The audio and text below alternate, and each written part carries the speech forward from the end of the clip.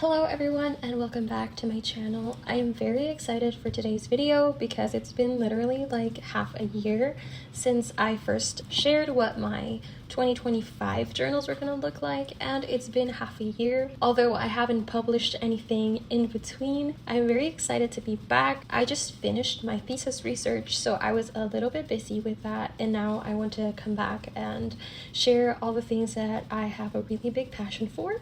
And one of those things that I absolutely adore is journaling.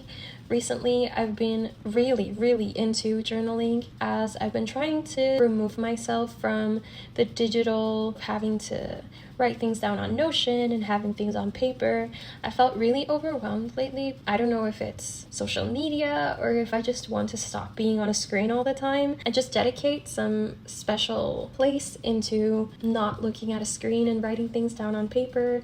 It grounds me and it's very nice. So today I want to share a little bit more in depth what I do with my journals as an introduction into this new series that I want to have on my channel, which I will be titling Analog Garden, where I just share my thoughts on my journals and what I'm doing and the things that change and my journey on going analog and removing everything from Notion and into my journals. I really enjoy people sharing what they do with their journals and flipping through them. It's very exciting to see other people that share the same love for paper that I do, so I also wanted to insert myself into a space where I could share the things I love about journaling. So as for the journals that I will be talking about today, I do have a couple, and I have a little desk in my room dedicated to all the things I do without a phone. I have a couple that I would take with me on the daily, but they are all inserted into a bigger cover. The rest of them I normally keep at home because I have no use of taking them outside for anything. So the first part of this video will be about my everyday carry.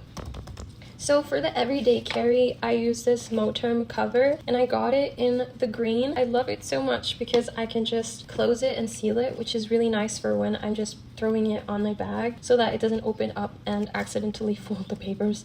I'm terrified of that happening.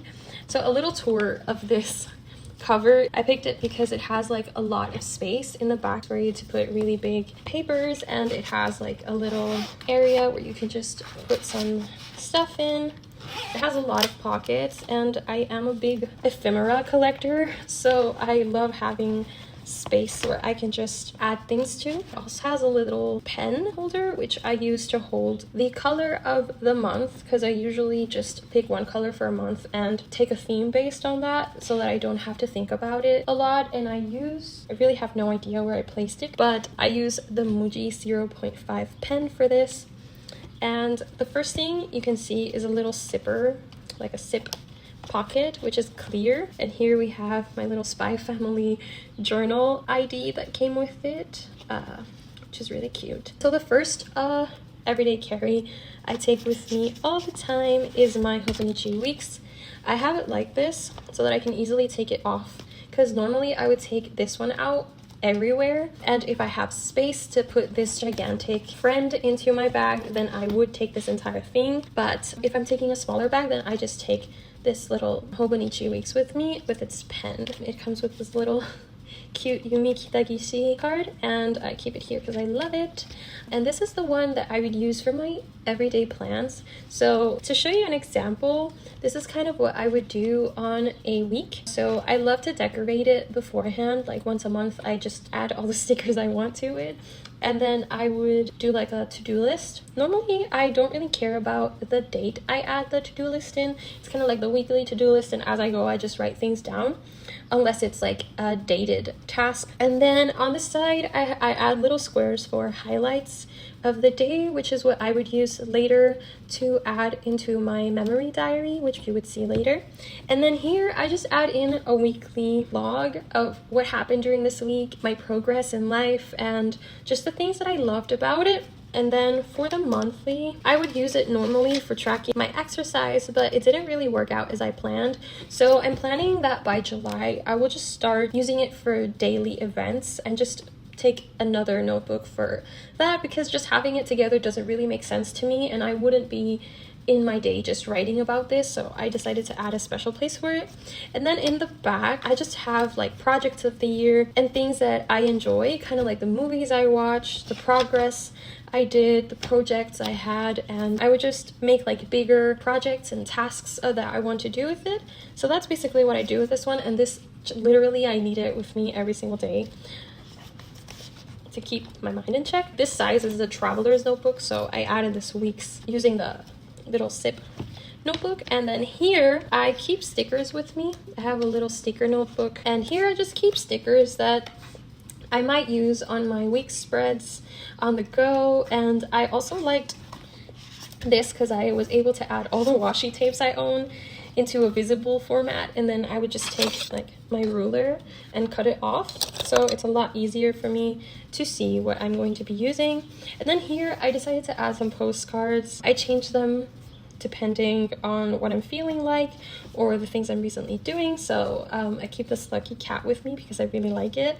And I also have, let's see, a Florida Museum postcard from the butterfly garden, which I absolutely loved. And then I have a Puerto Rico Ponce postcard and just a random postcard that came with the stickers that I bought. And then here, I don't know if there's anything weird here, but I recently started logging my habits here since I normally would do it in Notion. I started trying it out during the month of June, and I think I like it so far. So I think I'm gonna keep doing it during the month of July. So this is partially new and I still have to experiment with it. And then I have a commonplace over here where I write things that I think about when I watch movies or consume art. As I am an art history student and a language student, there's many things that I see, cultural events, artists from different time periods, and I sometimes have some things to say about what I see, whether it be good or bad. And I like to write it down because it's what I think, and it's the garden of my brain. And then I added this one just this week, and I'm planning to just write down the things I see that really made me feel something special, like somebody I met on the train, or somebody that captured my attention, or a beautiful flower I saw. I just want to have a space where I focus on the positive things that happen during the day.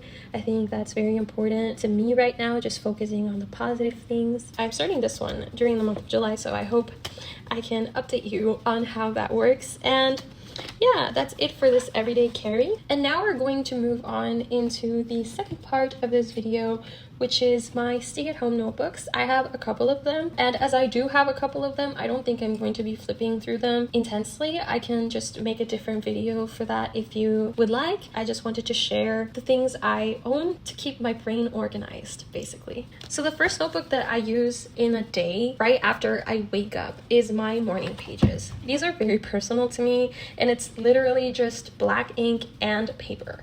There's not much to it. I just write down kind of like if I had a weird dream, or just if I'm very stressed about something, I would just brain dump all of that information here to remove all the stress from my brain, things I'm grateful for. It's basically I wake up and I write here just to take my mind off of things and have a more organized brain. During the day, I would also use this one here.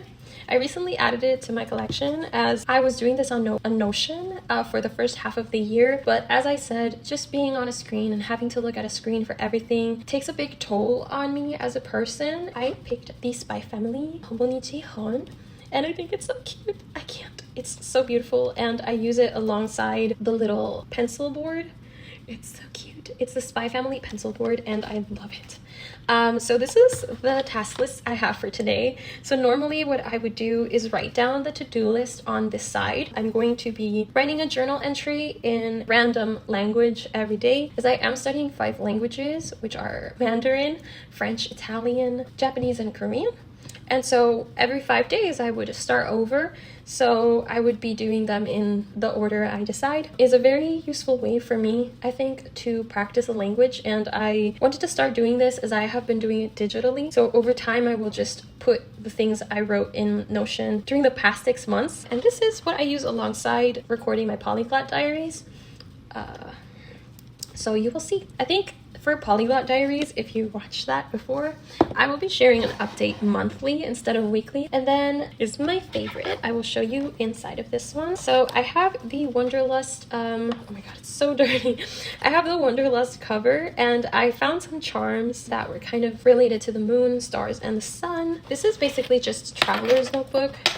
I decided to dedicate into my ephemera collecting different notebooks. So the first one I have is my Puerto Rico travel notebook, which I am slowly getting into. I do have a lot of ephemera that I need to place here. In Puerto Rico, we have this tourism event where you visit a specific tourism spot and you find the stickers of every town. So I had a goal of doing this during the summer.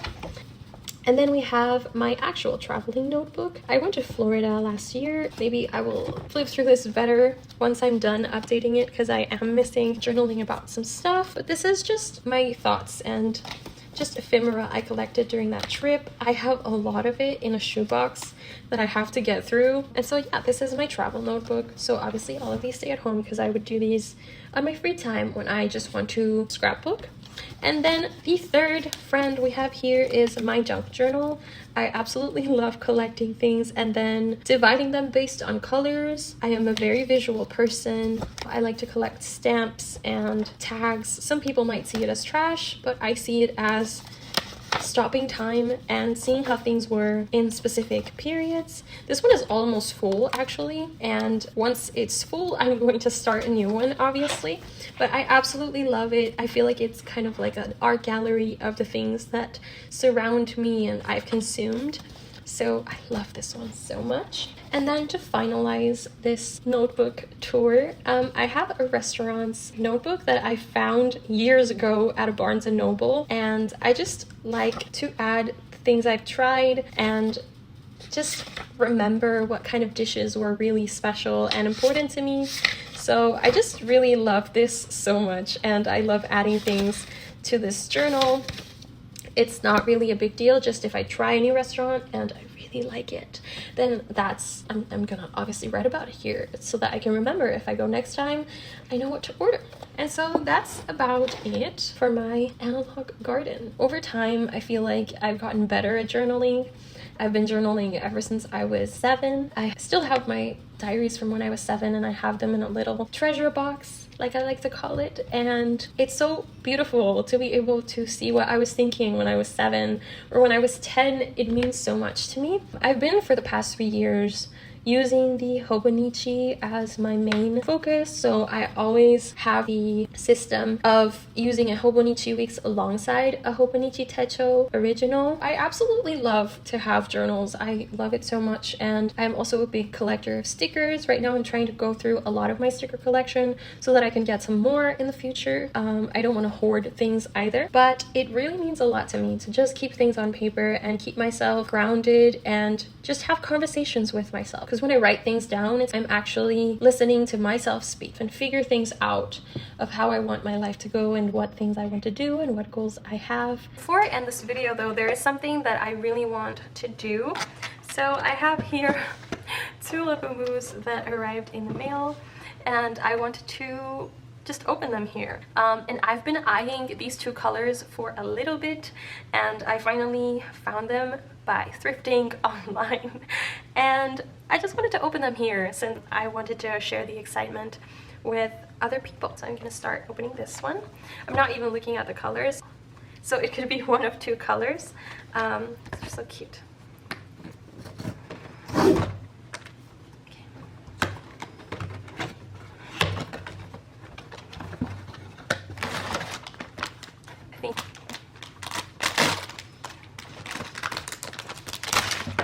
The green grape.